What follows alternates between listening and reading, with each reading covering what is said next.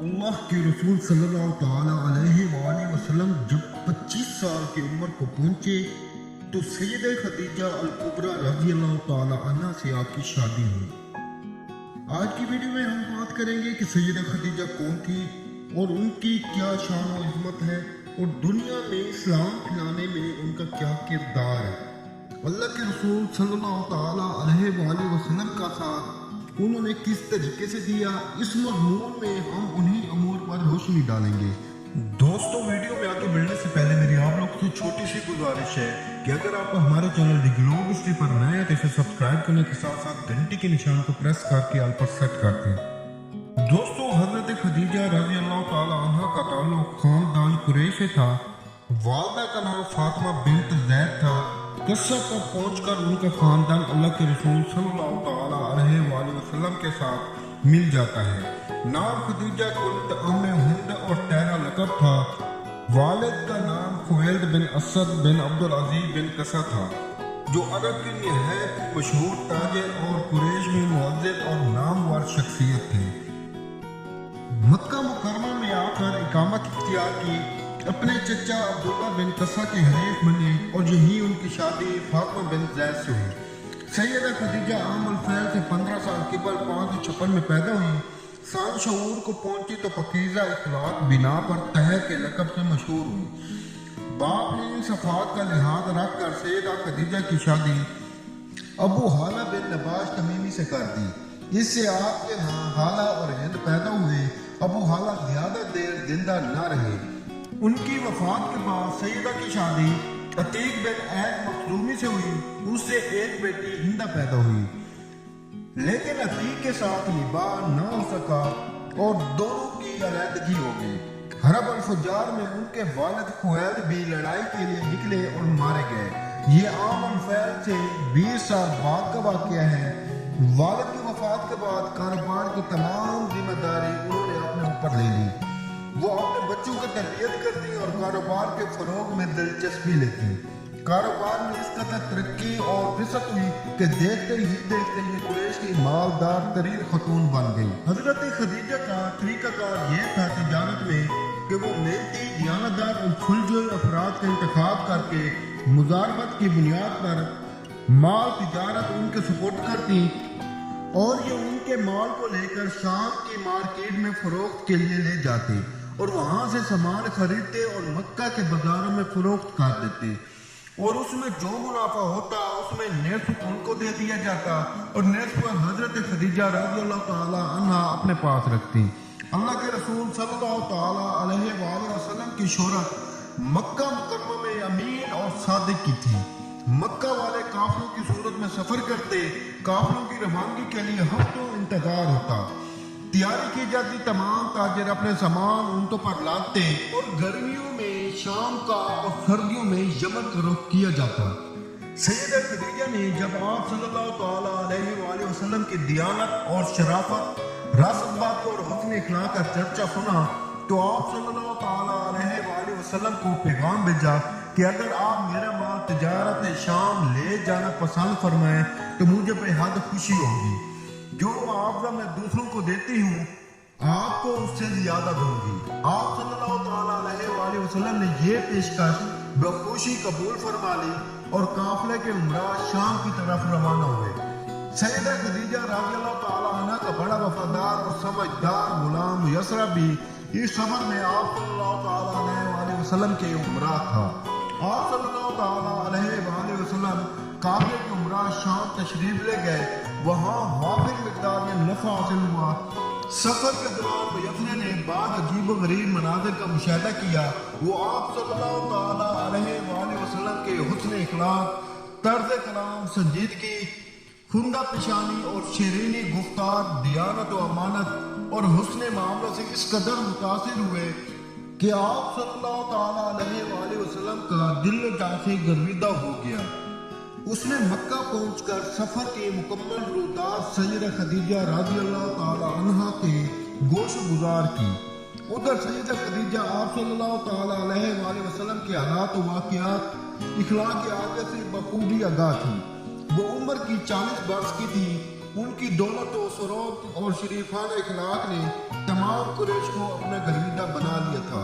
کتنے ہی معززین ان سے شادی کے خواہاں تھے، کتنے ہی پیغام ملے جنہیں انہوں نے ٹھکرا دیا، لیکن اللہ تعالیٰ ان کے لیے سید الاولین والآخرین کو منتخب کر چکا تھا۔ انہوں نے خود ہی محمد صلی اللہ تعالیٰ علیہ وآلہ وسلم کے ساتھ شادی کے بارے میں سوچنا شروع کیا۔ اس بات کا ذکر میں نے اپنے سہیلی نفیسہ سے کیا۔ نفیسہ نے اس سلسلے میں ساری ذمہ داری قبول کر لی۔ وہ خود حضرت محمد صلی اللہ تعالیٰ علیہ وآلہ وسلم سے بات چیت کریں گی۔ وہ اللہ کے رسول کے پاس آئی، ادھر ادھر کی گفتگو کی۔ اس نے کہا، ایک ذاتی سوال پوچھنا چاہتی ہوں، اگر آپ محسوس نہ کریں۔ آپ صلی اللہ تعالیٰ علیہ وآلہ وسلم نے فرمایا، ہاں کہو کیا بات ہے؟ اس نے عرض کی، آپ نے ابھی تک شادی کیوں نہیں کی؟ ارشاد فرمایا، میرے پاس مالی گنجائش ہی نہیں جس سے شادی کے اخراجات پورے کر سکوں۔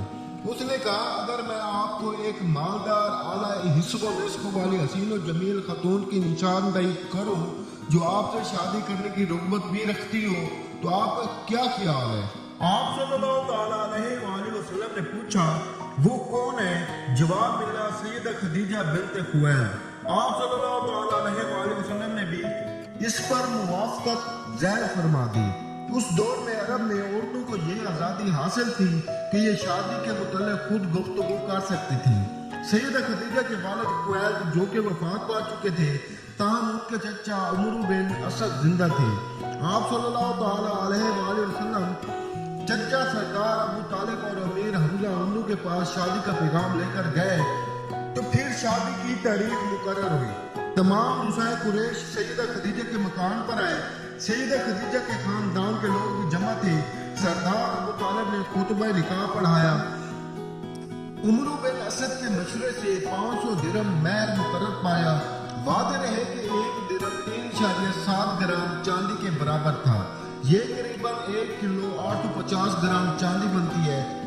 یوں حضرت خدیجہ آپ کی زوجہ محترمہ بن گئی۔ شادی کے وقت سیدہ خدیجہ کی عمر 40 تھی، جبکہ آپ صلی اللہ تعالیٰ علیہ وآلہ وسلم کی عمر 25 سال تھی۔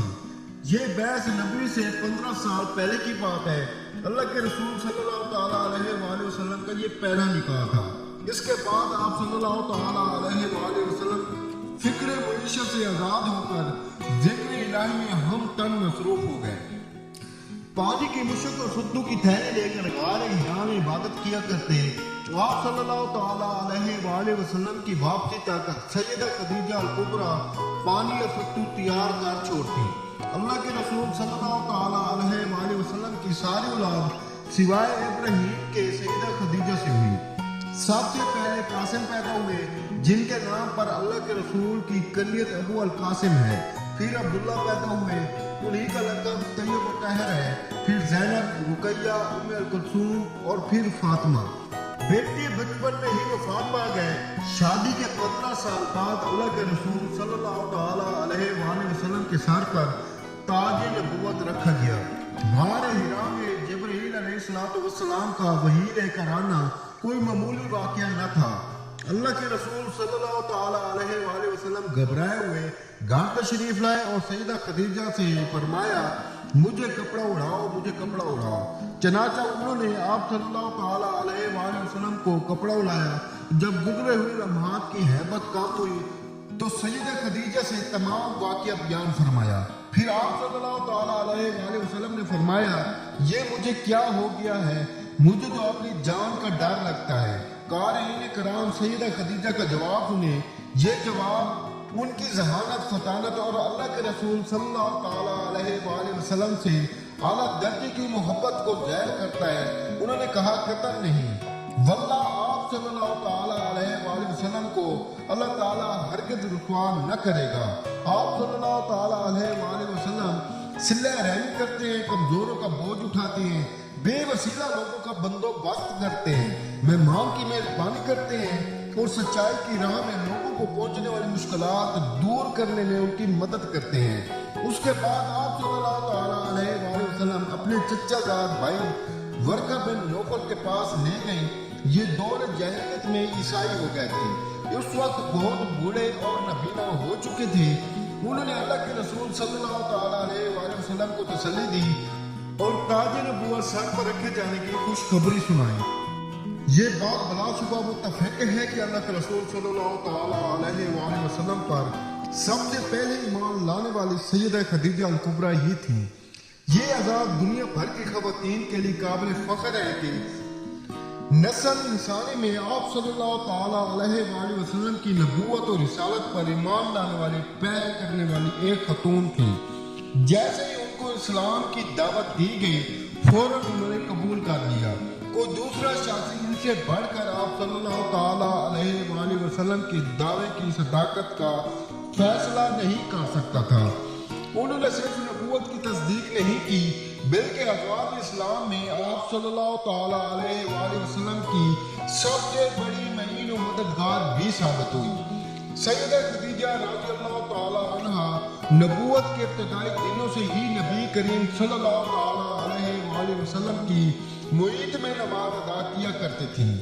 یہ بات یاد رہے کہ 5 نمازوں کی ابتدا معراج سے ہوئی، لیکن نمازیں اس سے پہلے بھی پڑھی جاتی تھیں جن کی تعداد اکثر اہل علم کے نزدیک 2 تھی۔ سیدہ خدیجہ مکہ میں بہت بااثر خاتون تھی۔ آغاز اسلام میں چند سال تک کفار مکہ اللہ کے رسول صلی اللہ تعالیٰ علیہ وآلہ وسلم کو اذیت دیتے ہوئے ہچکچاتے تھے۔ اس میں ایک سبب سیدہ خدیجہ کے معاشرے پر اثر بھی تھا۔ مشرکین آپ صلی اللہ تعالیٰ علیہ وآلہ وسلم کو اذیتیں پہنچاتے اور ان کی تکذیب یا تردید سے آپ کو صدمہ پہنچتا، مگر سیدہ خدیجہ کے پاس آ کر دور ہو جاتا کیونکہ وہ آپ کی باتوں کی تصدیق کیا کرتی تھی۔ مشرکین کے معاملے کو آپ صلی اللہ تعالیٰ علیہ وآلہ وسلم کے سامنے ہلکا کر کے پیش کرتی تھی۔ نبوت کے 7ویں سال قریش نے آپ صلی اللہ تعالیٰ علیہ وآلہ وسلم اور آپ کے خاندان کو سوائے ابو لہب کے شوق ابی طالب میں محصور کر دیا۔ ابو طالب تمام خاندان بنی ہاشم کو ساتھ لے کر وہاں پناہ گزین ہوئے۔ سیدہ خدیجہ بھی ان کے ساتھ تھی۔ 3 سال بنو ہاشم نے نہایت مشکل حالات میں گزارے۔ غلے اور کھانے پینے کی سامان کی آمد بند ہو گئی۔ محصورین کی حالت نہایت ہی پتلی ہو گئی۔ انہیں پتے اور چمڑے کھا کر جسم و جان کا رشتہ برقرار رکھنا پڑا۔ اس کٹھن دور میں سیدہ خدیجہ رضی اللہ تعالیٰ عنہ بھی آپ صلی اللہ تعالیٰ علیہ وآلہ وسلم کی مراد شوق ابی طالب میں مقیم تھی۔ خاندانی اعتبار سے یہ نہایت امیر گھرانے سے تعلق رکھتی تھی۔ نام و نام میں پلی ہوئی تھی، مگر اس کے باوجود وہ پورا عرصہ اللہ کے رسول صلی اللہ تعالیٰ علیہ وآلہ وسلم کے ساتھ اس مشکل مرحلے میں گھاٹی میں مقیم رہی اور ہر قسم کی بھوک پیاس اور شدت برداشت کرتی رہی۔ حکیم بن حزام ان کے بھتیجے تھے۔ اس عرصے میں گاہے کا گھی وہ اپنی پھوپھی کے لیے بھجواتے رہتے تھے۔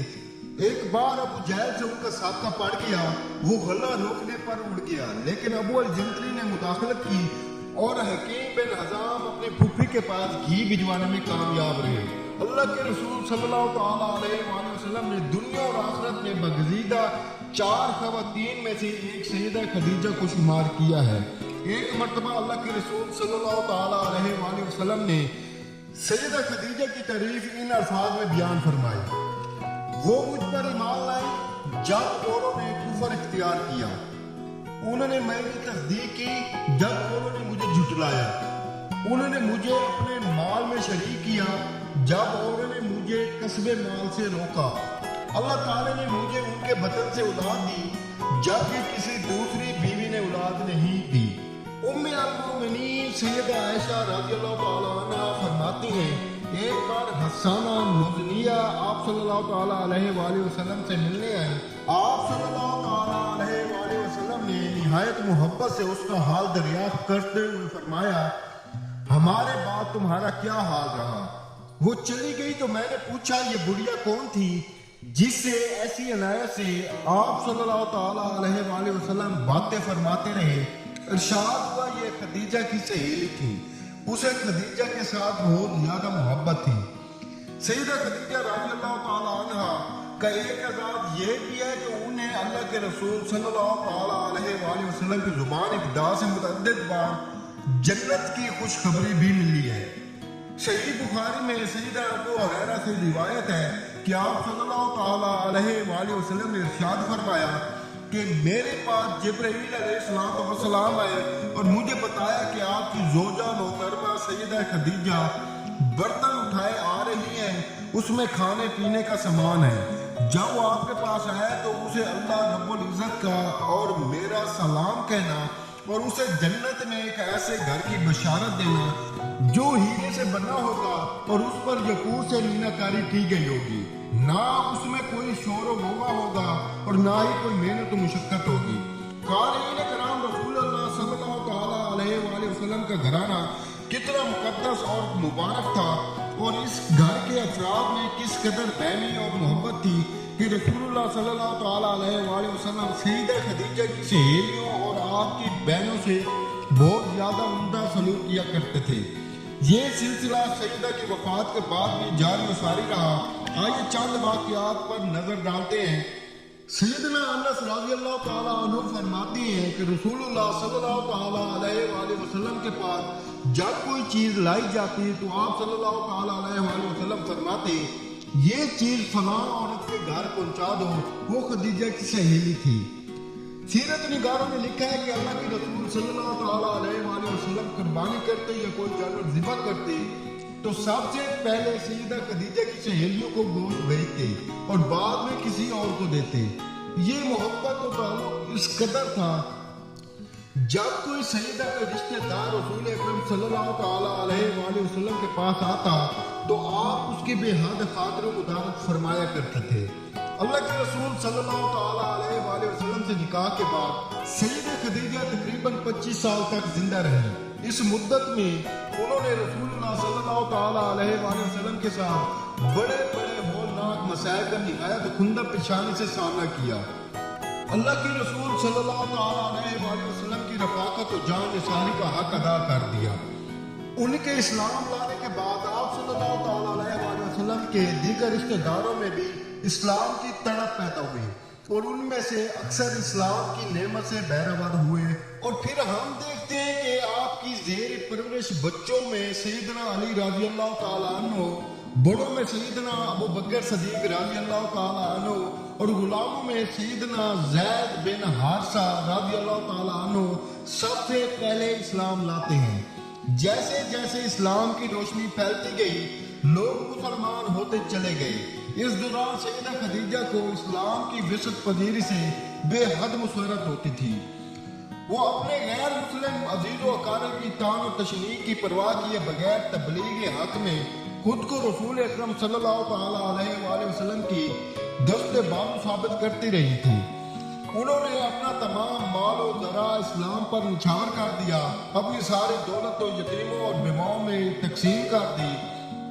جب اللہ کے رسول صلی اللہ تعالیٰ علیہ وآلہ وسلم کفار کی تقلید بیہودہ باتوں سے قریدہ خاطر ہوتے تو سیدہ خدیجہ آپ کی ڈھال بن جاتی۔ اس سے اللہ کے رسول صلی اللہ تعالیٰ علیہ وآلہ وسلم کے دل کو تسکین ہو جاتی۔ سیدنا خدیجہ نے ہر حال میں آپ صلی اللہ تعالیٰ علیہ وآلہ وسلم کا ہمیشہ ساتھ دیا۔